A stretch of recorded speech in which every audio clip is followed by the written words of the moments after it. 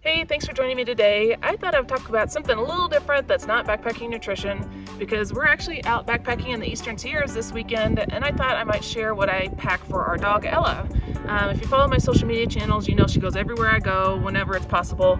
So I thought maybe you might have a dog and maybe some of the gear that I have might be helpful for you to learn about. So that's what I'm going to talk about today. And she's not going to stay here for very long. She's too restless. So really quick, what I use to tie her out, here she goes, is about a 25-foot long nylon paracord. So this gives her a lot of freedom, although she's not able to get away from us. She's able to run around and chase squirrels and those kind of things. So this I use. We also use it when we let her to go swimming because she is a bird dog. If she sees ducks or birds and those kinds of things and wants to swim off after them, this is how we can bring her in. So we don't leave home without this. This always goes with us, and it's super light. It's also, we could use it for any other things. If we have an emergency, we need to tie something, it's actually really nice to have. All right, Ella, you're free. So then the other thing we actually forgot is I normally have a hands-free hands-free leash. That it's a belt around my waist and has a bungee cord for a leash. Again, she's a bird dog, so she gets distracted and kind of bounces all over the place. So instead of using just one of these regular 6-foot nylon leashes that are really taut, the bungee is really nice because in that way it doesn't jerk me around as much. But we left it in the car, so this happened to be the one we had in the van that we used to go camping this weekend. And then, again, because she's a bird dog and likes to jump around, I have a harness that I put on her. This way, if she does jump, she's not tagging on her neck. And also, this is another really easy way for her to go swimming. I put it on here so she can swim with it. I've never had it come off of her or anything, again, so if she gets hung up, she's not tagging on her neck. So I use a harness, and it's never rubbed her. We've had this so long, I don't remember what brand it is, so I can look that up. Because I know a lot of harnesses tend to rub under their arms, but this one we've used for years, and we've never had any problems with it.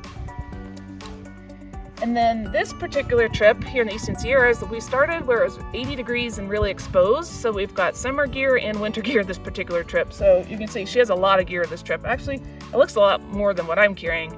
I typically carry 10 to 12 pounds or so of my gear, and I'm able to fit all of hers and mine in a 56-liter pack. So it does compress down pretty well. I've tried to get it as light as possible, but it is what it is, so I'm going to pack the right gear for her. So this is actually a cooling vest that we use. Since we've moved to California, we never needed this before in Washington State, so this is a must-have for us. She gets really overheated really quickly, and when it happens, she's done. Like, we have to go home kind of thing. So when there are creeks, we douse this in the water, we let her swim for a while, and this keeps her cool.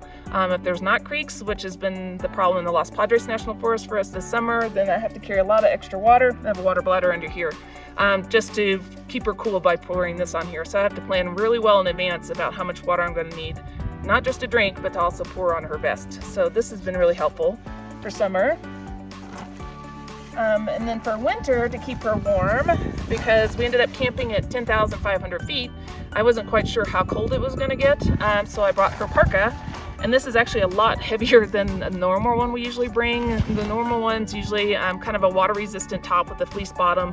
It just covers her back. It doesn't really have stomach covering or anything on our legs, that kind of thing. But we packed our 2-man tent this time instead of our 4-person bomb shelter that we call it. So she wasn't gonna be able to get all wrapped up in her blanket and a burrito like I normally do. So I was a little more worried about her getting cold because she's gonna be exposed to the air, because we just didn't have the room like we normally do. So that's why I brought her big parka. Luckily it didn't get cold enough, so this is actually extra gear like this time. But I had it just in case. So that's a parka. And then for sleeping, to keep her off the ground, and she's a spoiled puppy, and we use this for all kinds of reasons. This is actually my sit pad. It's just a blue foam pad that sits on the bottom of my backpack. So this goes everywhere I go. So if it's really rocky and she's being princess and doesn't want to lay down on the ground, but I know she needs a rest, then I'll roll this out, let her sleep on it. That's why it's pretty beat up. And then also in the tent, just to keep her off the ground for a little bit of insulation, I'll lay this down. And then here's her princess blanket. It is a down throw from Costco. I can't remember how much I paid for it. I think it was like $10. And I'd actually cut it down to where it's just big enough to wrap her up in a burrito. So there's actually several square feet of it that I use at home for something else. But this works really well. It compresses down really small in my backpack, and it tends to be just enough on like summer nights to keep her warm. So that's all of her sleeping gear. Now let's talk about food. She is a finicky eater. So, hey babe girl. Yeah, you want your food now? She hasn't eaten breakfast. So because she's so finicky, and I recently bought a freeze dryer that I freeze dried tuna and salmon, and that's what I'm putting in her food now to kind of get her interested in eating. It normally works, but this trip she's been so excited and looking at everything else, she just doesn't want to eat, which is unfortunately because I know she's going to hit the wall just like a human does, and she's going to have a hard time. So I keep trying to get her to eat. And to keep it smell proof, I use the OpSac bags.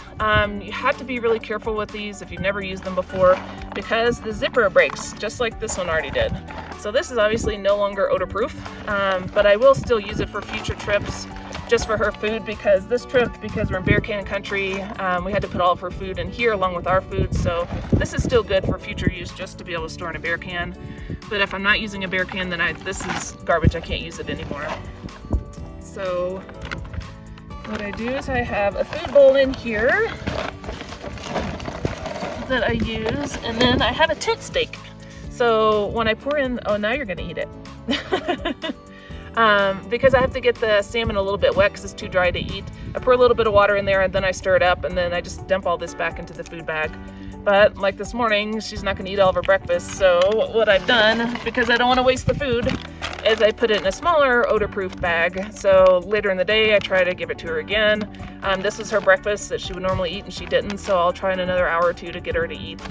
So this keeps all that tuna smell, or excuse me, salmon this trip, contained. Otherwise it would be really, really stinky.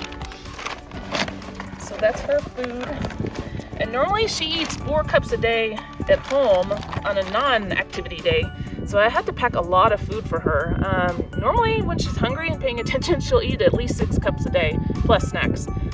So now that, because I do have the freeze dryer, I'm gonna work on trying to make some more freeze-dried food that maybe she'll be more interested in, because she seems to really love the tuna. She just doesn't want to eat her kibble.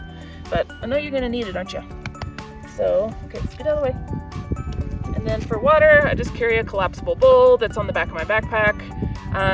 Luckily there ended up being quite a few streams, so when it's clear water, then I just let her drink from there. But if it's really funky water, I will filter it, and that way she gets to drink out of the water bottles that I do. So that's how I filter. And then onto her ditty bag. Yeah, this is yours. I love these Hyperlite mountain gear ditty bags. I think they're called pods, actually.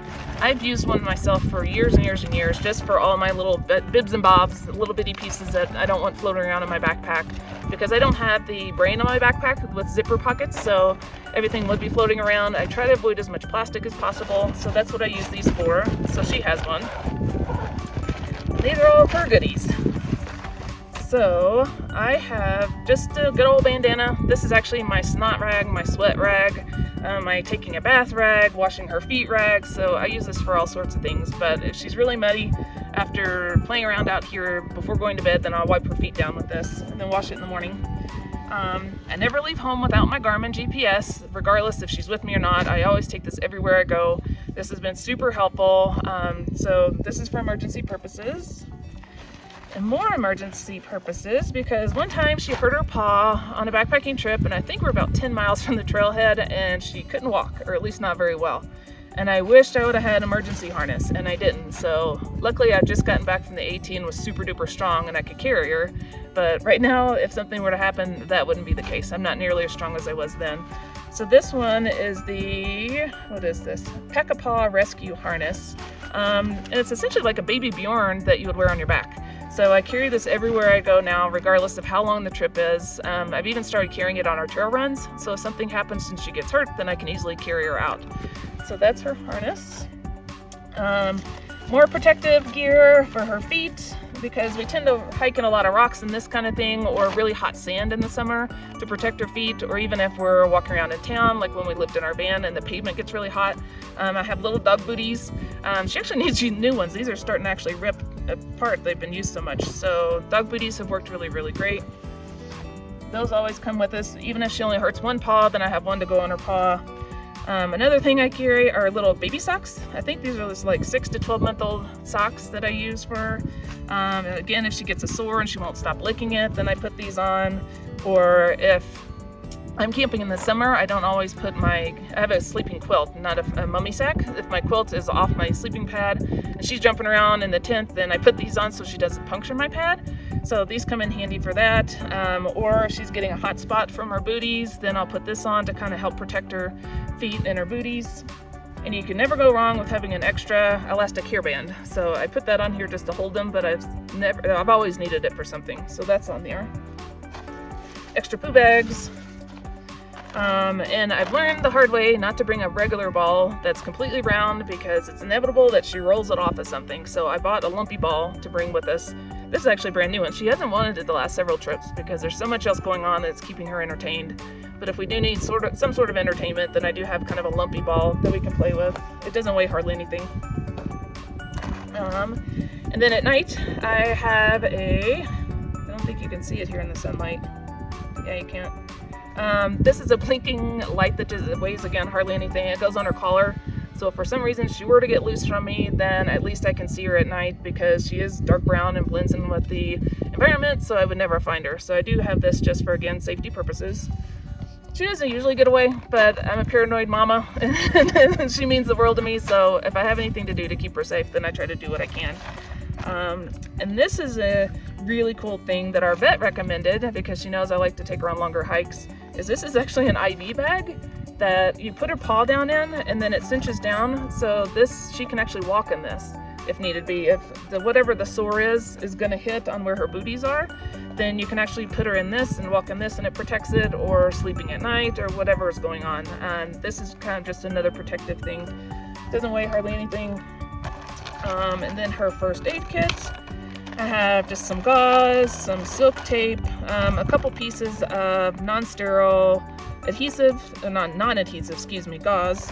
Then triple antibiotic ointment I've used a ton of times on scratches and sores and wounds and things that she's had.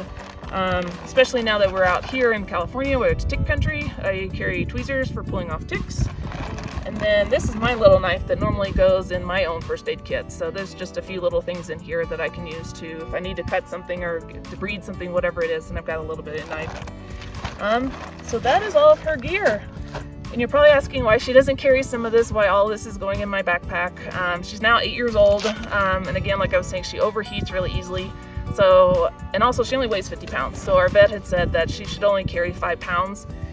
I might as well just carry the extra 5 pounds myself, keeping her healthy, keeping her happy. So that's why this all goes in my backpack. And I love taking her with me, so I don't mind it. And I've been able to kind of whittle down my gear to 10 to 12 pounds. So I usually have plenty of room in my backpack. So that's hiking with a dog here at Backcountry Foodie. I hope you found some of that helpful, or if you have any suggestions that you like to lighten the load, then feel free to share those with me. I'm always interested in lightening my backpack. So until next time, happy trails.